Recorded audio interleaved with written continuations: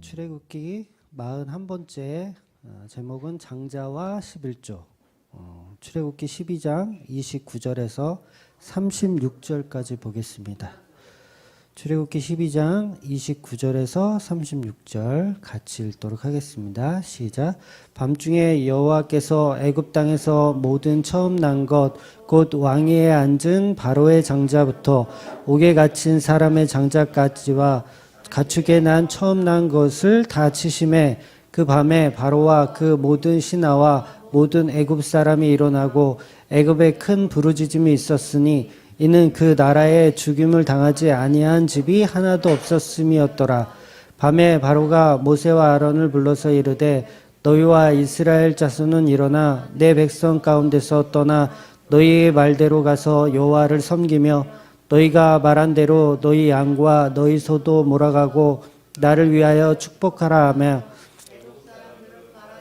우리가 다 죽은 자가 되었도다 하고 그 백성을 재촉하여 그 땅에서 속히 내보내려고 하므로 그 백성이 발교되지 못한 반죽 담은 그릇을 옷에 싸서 어깨에 매니라. 이스라엘 자손이 모세의 말대로 하여 애굽 사람에게 은근 패물과 의복을 구하매 여호와께서 애굽 사람들에게 이스라엘 백성에게 은혜를 입히게 하사 그들이 구하는 대로 죽게 하심으로 그들이 애굽 사람의 물품을 취하였더라. 아멘. 오늘 이제 10번째 재앙, 장자의 죽음이 이제 현실로 이제 시작이 되는 겁니다. 그러니까 파라오의 장자뿐만 아니고 옥에 갇힌 죄인의 장자까지도 가장 높은 신분에서 가장 낮은 신분에 이르기까지 장자가 다 죽는 겁니다. 심지어는 가축까지도, 가축에 처음 난 것까지도 그 장자, 첫 새끼는 다 죽는 거예요. 그래서 장자는 성경에서 대표적인 의미가 있거든요. 그냥 모든 것을 포함한다는 의미가 있어요. 그래서 즉 무엇을 대표할 때 그 의미로 장자가 이렇게 드려지는 겁니다. 그래서 제목을 제가 장자와 11조라는 제목으로 잡은 거예요. 그러니까 11조의 개념이 하나님께 이제 드리는 개념인데 그게 이제 11조가 사실 장자를 드리는 개념인 거거든요. 그래서 레위기서 27장 26절 30절 두 절을 보면 같이 한번 읽어볼게요. 시작. 오죽 가축 중에 처음 난 것은 여호와께 드릴 첫 것이라. 소나 양은 여호와의 것이니 누구든지 그것으로는 성별하여 드리지 못할 것이며 그리고 10분의 1 곧 그 땅의 곡식이나 나무의 열매는 그 10분의 1은 여호와의 것이니 여호와의 성물이라. 그러니까 가축 중에서도 처음 난 것은 여호와께 드리라는 말씀이 있죠. 즉 장자는 대표성을 가지고 있기 때문에 장자를 하나님께 드림으로써 나머지도 다 드린 것으로 이렇게 간주를 해버리는 거죠. 그래서 모든 것에 의미가 있는 거예요. 장자는. 그러니까 이게 바로 이제 11조의 개념하고 뗄래야 뗄 수 없는 관계인 거죠. 그러니까 11조를 드릴 때 이게 11조는 제사잖아요. 제사인데 10분의 1만 드리는 개념이 아니고 10분의 1을 우리가 율법으로 드리지만 그 10분의 1을 드림으로써 모든 것을 드리는 걸로 이제 간주가 되는 거죠. 그렇게 이제 고백되어지는 거고 그걸 하나님께서도 인정해 주시는 거죠. 그래서 다 드려야 되지만 다 현실적으로 다 드릴 수가 없으니 10분의 1만 드리는 걸를 하나님께서 이제 11조다. 또 장자다. 이렇게 설명을 하시는 거예요. 그래서 반드시 인간이 하는 모든 구약의 제사는 이 11조의 개념이 다 들어가 있는 거예요. 어떤 제사든 11조의 개념, 이 장자의 개념이 다 들어있어요. 왜냐하면 제사 그러면 우리의 모든 것을 드려야 되는데 모든 것을 다 드릴 수가 없으니까 항상 11조의 개념, 장자의 개념으로 하나님께 제사를 드리는 거죠. 그러니까 하나님께 인간 자체를 사실은 다 드려야 되는 거예요. 근데 드릴 수가 없으니까 그것을 대표하는 11조와 장자로 드려지는 개념인 거죠. 그러니까 이게 전부 이제 예수 그리스도를 모용되기 때문에 구약에서 11조가 하나님께 바쳐지는 그 모습으로 등장하는 거예요. 그래서 아브라함이 멜기세덱에게 바쳤던 11조, 그리고 아브라함이 자기의 전부인 사랑하는 아들 이삭을 모리아산에서 하나님께 바쳤던 거, 그것도 다 11조의 개념에 다 속하는 거죠. 그래서 인간 중에서 대표가 누구죠? 인간 중에 대표가 모세도 아니고 아브라함도 아니에요. 인간 중에 대표는 예수 그리스도입니다. 그래서 예수님께서 우리한테 뭐라 그랬냐면 인자라고 그랬어요. 인자. 사람의 아들. 그게 이제 인간 중에 대표라는 거예요. 그래서 오전에도 말씀드렸지만 예수 그리스도가 인간의 대표로 하나님과 언약을 체결하는 거예요. 그러니까 언약 체결이 인간과 하는 게 아니라 인간의 대표인 예수님과. 그러니까 인간은 쑥 빠지고 인간은 할례나 받고 찌그러져 있었고 그 언약은 예수 그리스도, 인간을 대표한 예수 그리스도와 하나님이 하시는 언약인 거예요. 이게 바로 이제 이삭의 실체고 이게 11조의 본질이고 이게 장자의 개념이라는 거죠. 그래서 이삭이 이렇게 모리아산에서 하나님께 번제로 드려지려고 했었던 거예요. 그래서 언약은 인자, 인간의 대표인 예수님과 하나님이 하시는 겁니다. 그래서 예수님 자체가 인간을 대표하는 11조가 되신 제물이신 거예요. 그래서 우리 인간과 하나님과 유일한 중보자는 오직 예수님밖에 없는 거죠. 그래서 유일한 구원자는 오직 예수님뿐이라고 성경이 그렇게 이야기하는 겁니다. 마태복음 1장 21절 볼게요. 시작. 아들을 낳으리니 이름을 예수라 하라. 이는 그가 자기 백성을 그들의 죄에서 구원할 자이심이라 하니라. 그러니까 예수님은 인간의 대표라는 뜻이기 때문에 그래서 예수님이 마지막 선지자인 세례 요한에게 안수를 받아서 인간의 모든 죄를 이렇게 전가받아서 인간의 대표로 제물이 되어서 십자가에 죽으시는 것. 그래서 진정한 11조의 완성은 바로 예수 그리스도의 십자가뿐인 거죠. 그래서 예수님 돌아가실 때도 뭐라고 말씀하셨냐면 내 영혼을 아버지 손에 위탁하나이다. 이렇게 말씀하시고 돌아가시거든요. 그러니까 이게 사실 11조의 개념을 한 번 더 설명하시는 거예요. 그러니까 죽은 시체를 아버지께 어떻게 위탁을 하죠? 예수님 죽었어. 시체야. 티끌이고 먼지야. 그럼 어떻게 위탁을 해요? 흙으로 돌아가는 건데 어떻게 보면 육체는 쓰레기잖아요. 쓰레기인데 왜 하나님 손에 맡겨드린다, 하나님 손에 위탁한다라고 했을까?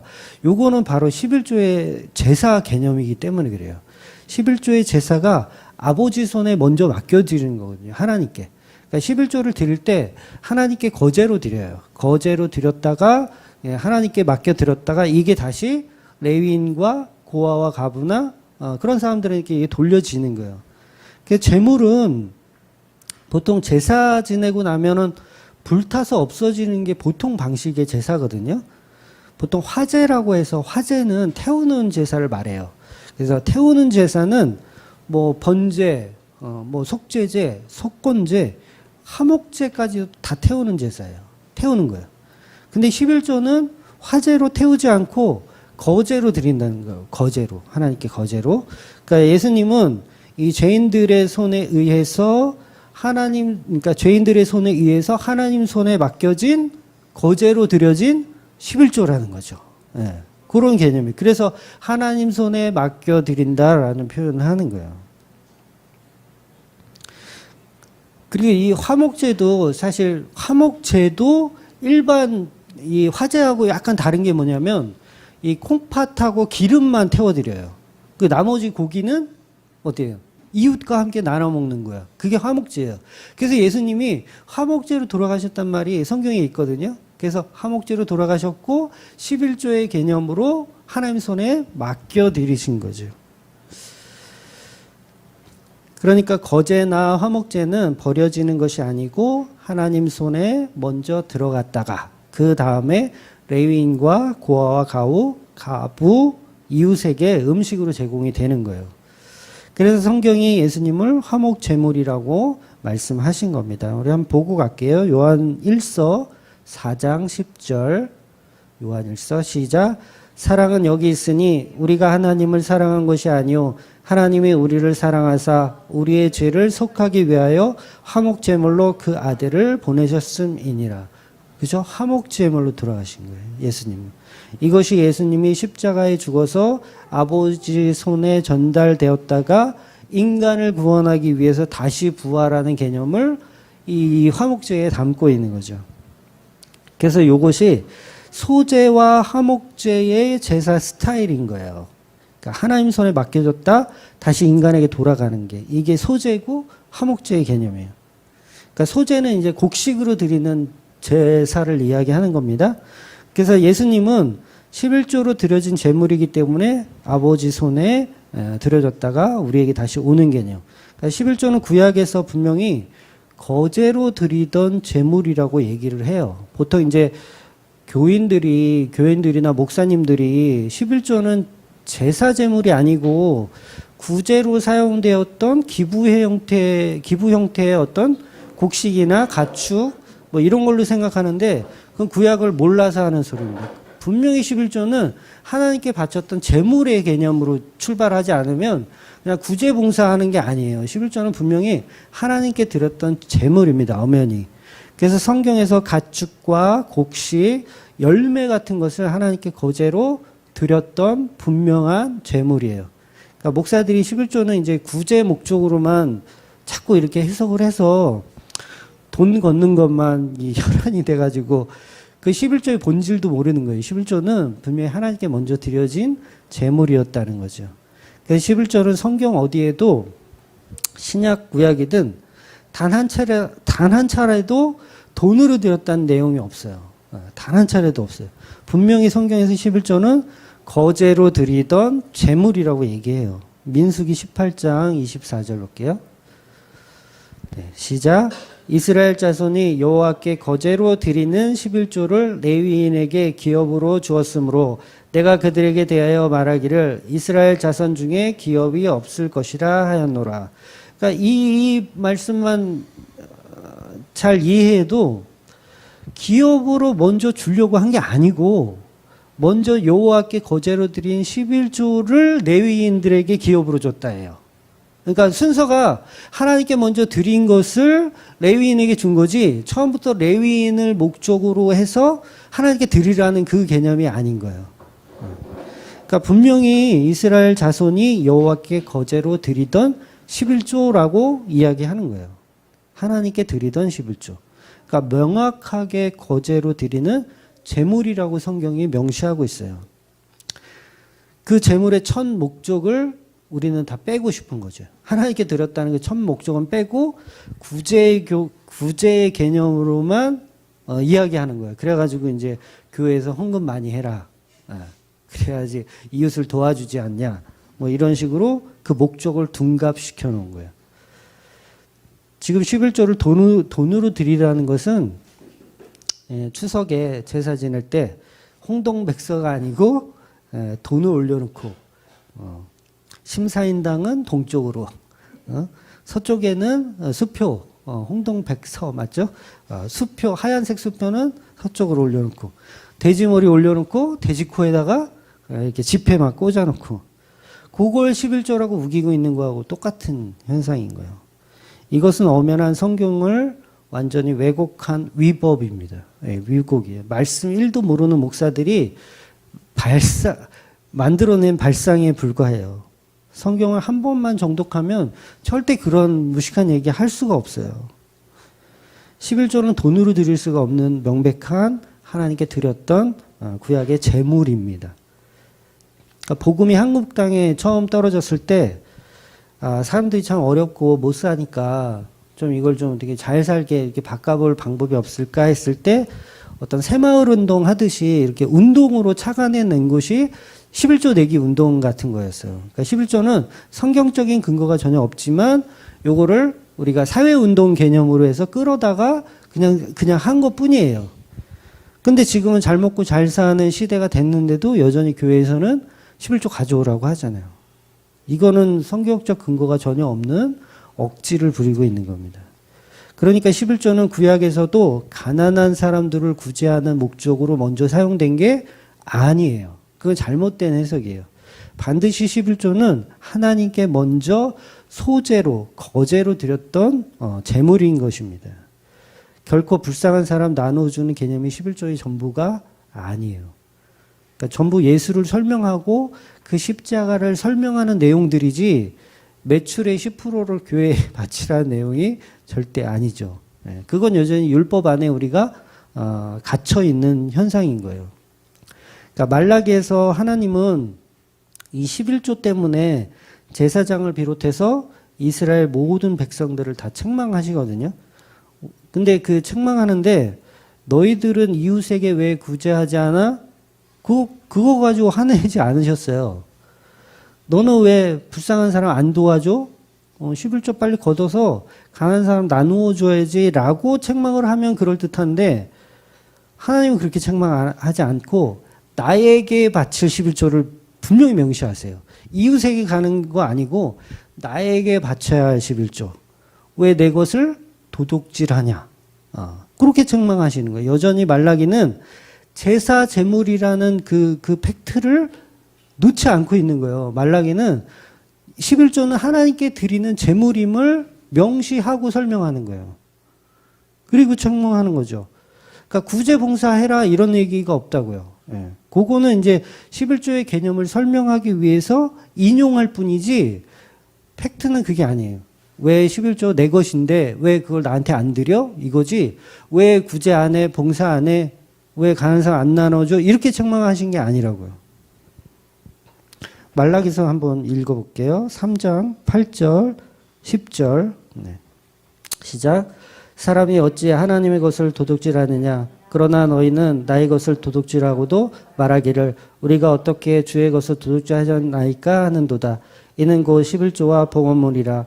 너희 곧 온 나라가 나의 것을 도둑질하였으므로 너희가 저주를 받았느니라. 만군의 여호와가 이르노라. 너희의 온전한 11조를 창고에 들여 나의 집에 양식이 있게 하고 그것으로 나를 시험하여 내가 하늘문을 열고 너희에게 복을 쌓을 것이 없도록 붙지 않냐 보라. 분명히 하나님은 내 것이라고 말씀하시는 거예요. 구제해라 봉사해라 이런 얘기가 아니라 그러니까 재물의 개념은 이건 굉장히 중요한 거거든요. 이거는 예수님을 상징하기 때문에 재물은 물론 이 11조는 구제의 그 효과도 있어요. 하나님께 먼저 드리고 그다음에 이제 구제로 사용되는 거기 때문에. 그래서 이거는 예수님의 십자가를 그대로 설명하는 겁니다. 11조는 하나님 사랑과 이웃 사랑의 완성을 보여주는 거거든요. 이 십계명의 완성. 하나님 사랑과 이웃 사랑. 요걸 예수님께서 십자가로 완성해 내신 거예요. 그래서 하나님이 지금 우리한테 책망하는 거는 이스라엘 백성들한테 책망하는 것은 그 십자가를 너네들은 놓쳤다예요. 예수 그리스도의 십자가를 놓쳤다. 그러니까 본질적으로 하나님께서 이 11조에 관한 책망은 여전히 하나님께 바쳐질 것을 너희가 빼돌렸다. 그런 얘기로 이야기하는 거죠. 그래서 11조를 창고에 채우라는 말씀이에요. 창고에 채워서 창고에 채우고 나서 그 다음인 거죠. 그 다음 이웃에게 이제 구제하고 하는 건 그 다음인 거예요. 그러니까 하나님은 그거에 대해서 책망한 게 아니라 왜 내 것을 나에게 바치지 않고 왜 도둑질하냐.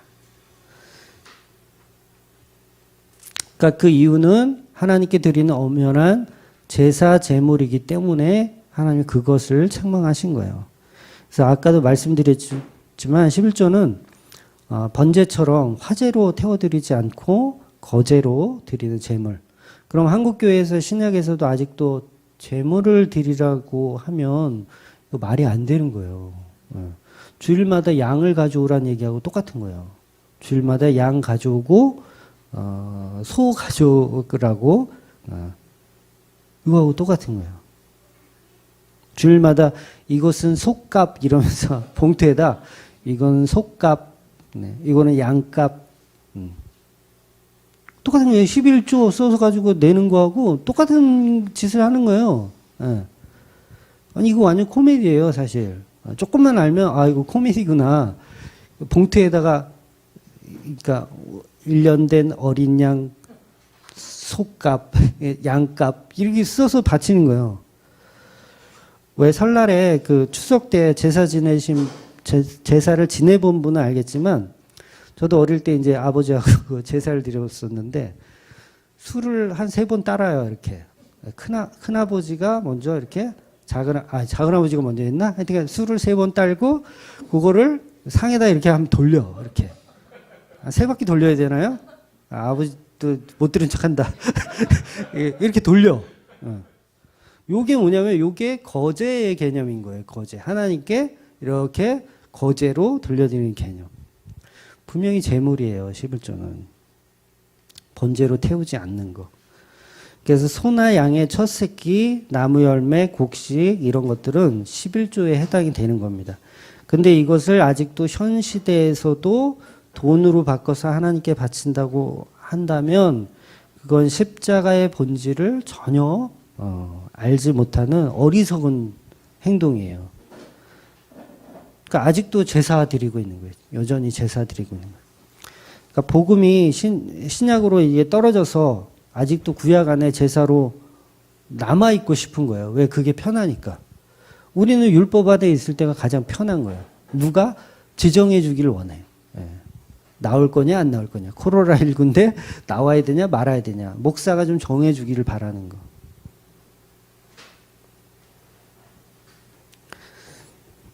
제가 오전에도 얘기했나요? 분명히 우리 교인들 중에서도 그런 분들이 있을 거예요.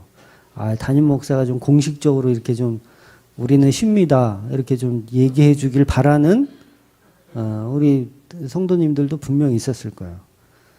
이거 가야 되나 말아야 되나 고민하다. 목사가 좀 정해 주지. 이렇게 카리스마가 없어. 이러면서. 그러니까 율법을 사유하고 싶어 하는 게 우리 인간의 모습이에요. 그래서 신약에 그 복음이 떨어져도 여전히 그것까지도 율법으로 만들고 싶어 하는 게 우리 인간인 거죠. 근데 그것을 율법주의라고 하는 거예요. 그냥 율법주의. 목사님 가야 돼요? 말아야 돼요? 율법주의자가 전화한 거예요. 네, 편집해야지. 보통 이제 11조가 연보로 바뀌었다고 이렇게 복음주의 목사님들 이렇게 말씀하잖아요. 근데 그 말도 사실은 정확하게 맞는 말은 아니에요. 바뀐 적이 없어요. 11조 따로, 연보 따로예요, 사실. 바뀐 게 아니라 11조와 연보는 비슷하지만 출발 자체가 달라요. 11조의 출발은 무조건 하나님께 드리는, 장자를 드리는 개념이고, 연보는 구제예요, 구제. 버리는 돈이에요, 버리는. 연보라는 단어 자체가 버리는 돈이라는 뜻이거든요. 거기에는 재물의 개념이 없어요. 연보에는 재물의 개념은 없어요. 그래서 한국교회는 11조가 아닌 세율이 없는 10%가 아닌 그냥 자원하는 금액의 액수로 자유롭게 헌금을 하는 거예요. 그게 이제 연보의 개념인 거예요. 그래서 연보는 11조와 사용처만 비슷하지 출발 자체가 전혀 11조와 연보는 엄연히 다릅니다. 그러니까 연보는 교회가 사역을 위해 필요한 돈, 즉 버려지는 돈을 이야기합니다. 그래서 11조는 예수님의 십자가를 예표하는 제물이 있기 때문에 물론 연보도 그 기능은 있어요. 그 기능은 있지만 십자가로 완성된 지금은 십자가로 11조가 완전히 끝났기 때문에 그래서 더 이상 11조 드리면 안 됩니다. 11조는 아니고 우리는 하나님께 11조로 드려진 그 예수를 바치는 거예요. 예수님을 바치는 거예요. 그리고 그 예수를 이웃과 함께 나누는 거예요. 이웃과 함께 나누는 거예요. 이게 바로 하나님 사랑과 이웃 사랑의 두 가지 기능을 다 가지고 있는 예수님의 십자가 사건입니다.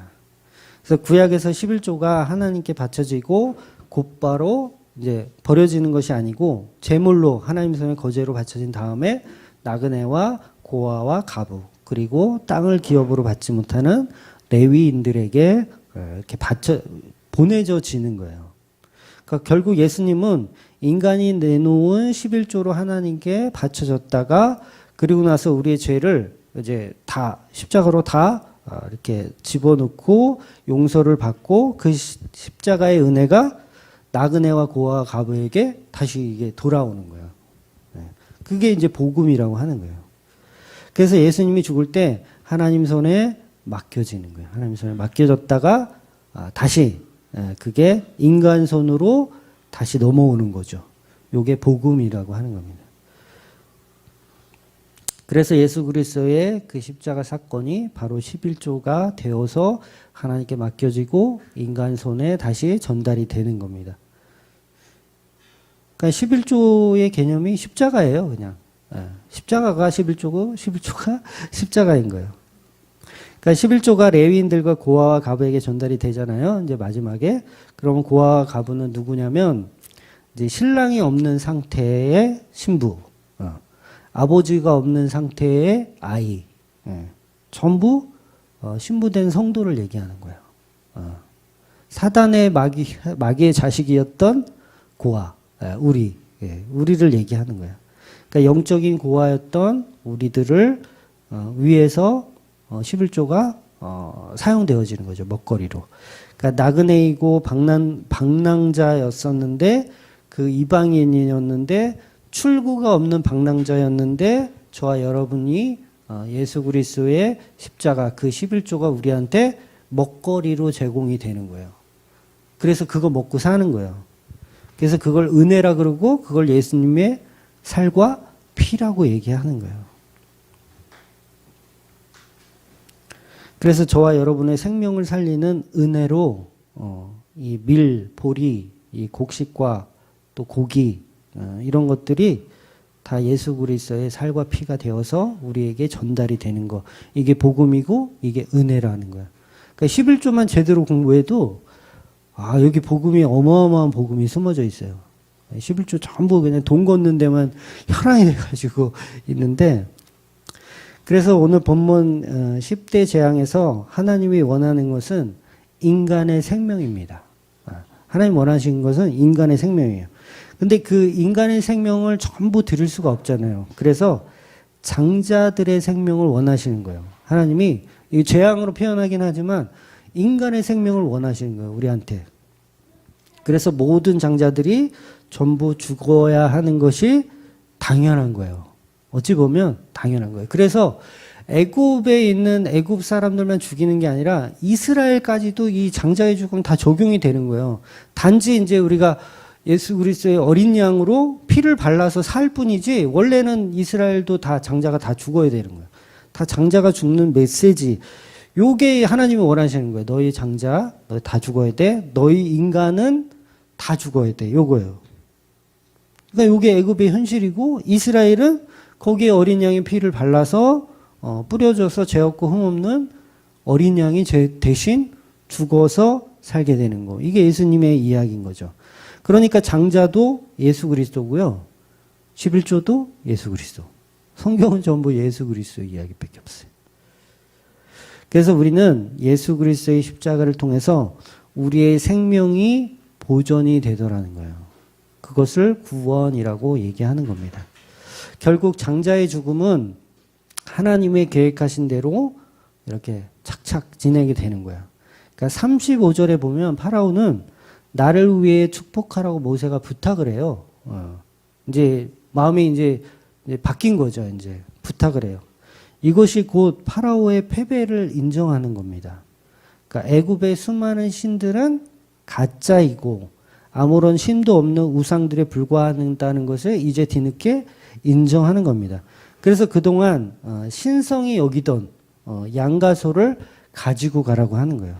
그러니까 파라오는 그동안 양과 소를 잡아서 이 제사를 드린다는 자체를 인정을 못하는 거예요. 그 양과 소가 그들에게는 신인데 이 신을 제물로 바친다니까 인정을 못하는 거예요. 근데 장자의 죽음으로 인해서 이제 그것을 인정하기 시작하는 거죠. 그러니까 사람은 죽어야 돼요. 죽어야 인정이 돼요. 결국은 내 것을 다 십자가에 다 쏟지 않으면 인간들은 인정이 안 됩니다. 여전히 자기 살 길 찾아가고요. 여전히 자기 방법대로 살아가요. 그래서 하나님이 끌어다가 앉혀놓고 너 11조 하라고 하는 거예요. 네가 갖고 있는 전부를 내게 바쳐. 그거 안 바치면 넌 도둑놈이고 그거 안 바치면 너는 지옥이야 라고 얘기하는 거예요. 그러니까 이 말씀이 성경 말씀이 얼마나 지혜로운지요. 알면 알수록 이 깊은 은혜의 이 바다에 헤어나오지를 못하는 거예요. 근데 이걸 우리가 문자적으로 계속 보니까 엉뚱한 데의 방향성을 키워서 다 종교로 만들어 놓는 거예요. 그래서 우리는 십자가로 죽지 않으면 답이 없는 인간들인 거죠. 그래서 파라오도 뭐 일시적이긴 하지만 그것을 어느 정도 간파를 한 거예요. 그래서 양과 소를 다 가져가라고 얘기를 하고 뭐 은이나 금이나 폐물 같은 것도 이제 다 돌려주게 되는 겁니다. 이렇게 하나님은 인간의 우상 숭배를 철저하게 부셔버리는 겁니다. 그러니까 내가 믿고 있었던 하나님 아닌 것들은 다 버리라는 거예요. 다 죽이라는 거예요. 그렇게 이스라엘 백성들은 애굽인들에게 은과 금과 폐물과 의복을 구하여 누룩이 들어가지 않은 빵을 어깨에 메고 출애굽하게 되는 겁니다. 그래서 이 어깨에 맨 이 빵이 이제 지난번에 말씀드렸던 무교병을 가지고 가는 거예요. 맛대가리 하나도 없고 맛대가리 하나도 없고 정말 쓸데없는 이것 그거 갖고 우리는 사는 거예요. 제가 음식에 대해서 조금 설명드렸지만 우리가 음식을 가열을 해서 먹잖아요. 가열을 해서 먹으면 맛있잖아요. 고기도 구워 먹어야 맛있잖아요. 그게 뭐예요? 인위적으로 파괴시키는 거예요. 인위적으로 순수함을 파괴시켜서 먹는 걸 우리를 좋아해요. 그러니까 뭐든지 하나님이 우리한테 주신 어떤 것이 있으면 우리는 그거를 우리의 식대로 다시 요리하고 싶은 게 우리 인생이라는 거죠. 그러니까 하나님이 순수하게 우리한테 창조하시고 우리에게 지혜를 주시고 그 지혜 가운데 우리를 살아가게끔 만들어 놓으셔도 우리는 계속 다른 방향을 생각해요. 하나님과 다른 생각을 품고 계속해서 그렇게 살아가기를 원하는 거. 이걸 성경이 계속해서 우상숭배라고 얘기하고 죄라고 얘기하는 거예요. 그러니까 저와 여러분이 애굽인이라면 장자의 죽음으로 모든 재앙은 끝나요. 10대 재앙이 이제 끝납니다. 10대 재앙이 어떻게 끝나요? 장자가 죽음으로 끝나요. 그러면 저와 여러분에게 재앙이 끝나려면 어떻게 돼야 되는 거예요? 죽어야 끝나요. 그래서 제가 죽어야 끝난다고 말씀드리는 거예요. 또 저와 여러분이 이스라엘 백성이라면 어떻게 해야 끝나요? 피를 인방과 문설주에 발라야 끝나요. 그래야 10대 재앙은 끝나는 거예요. 그래서 우리는 여전히 이 진리를 모르고 여전히 우리는 우리의 삶을 파란만장하게 살아보려고 그렇게 애를 쓰는 겁니다. 성경은 전부 예수 그리스도의 십자가를 통한 구원만 이야기하고 있고 그 어떤 것도 인간의 가치를 챙기기 위해서 노력하라는 내용이 전혀 없어요. 근데 우리가 성경을 보면서 계속 우리가 해야 할 것, 노력해야 될 것, 어떤 정의를 찾아달라고 그러고 성경에서 코로나 바이러스가 19가 왔는데 이거를 교회를 가야 되는지 말아야 되는지 성경은 어떻게 이야기하고 있는지 방법을 찾으려고 그래요. 목사들이 다 똑같아요. 그 방법 찾고 있어요. 근데 성경은 그런 방법을 제시하는 게 아니라 이미 처음부터 모든 방법은 없음. 방법은 유일하게 피를 바르는 것밖에 없다. 아니면 장자가 죽든가. 둘 중에 하나밖에 얘기하는 게 없단 말이에요. 그 우리가 해야 될 건 뭐냐면 성경을 통해서 코로나19에도 교회를 가야 되는지를 발견하는 게 아니라 어떠한 상황에도 우리가 예수를 믿지 않으면 소용이 없구나. 내가 집에서 예배를 드려도 예수가 없으면 소용이 없고 지금 여러분들이 여기 나와서 이 코로나 바이러스에도 여기 나와서 예배 드려도 예수가 없으면 소용없는 거예요. 그러면 죽어야 끝나요. 네.